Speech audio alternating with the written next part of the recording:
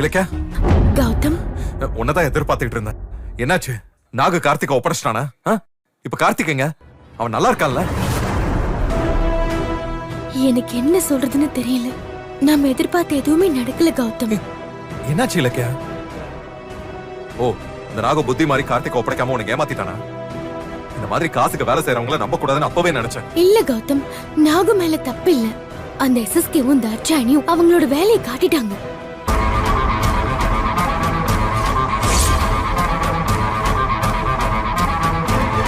யார் இப்படி பண்ணா?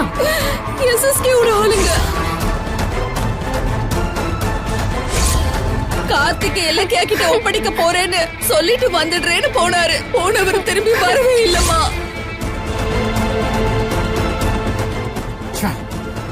எனக்கு எப்படியும் கார்த்திக் கிடைச்சிருவாங்கிற நம்பிக்கையோட இருந்தேன். கடைசியில எல்லாம் சொதப்பிருச்சேன். இந்த நாகுக்கு என்ன பைத்தியம் பிடிச்சிருக்கா? அவன் எதுக்கு எஸ்எஸ்கே தாட்சாணி கிட்ட பெர்மிஷன் கேட்க போனா? அதை கேட்டு சந்தோஷமா தலையாட்டுறதுக்கு அவங்க என்ன அவ்வளவு நல்லவங்களா?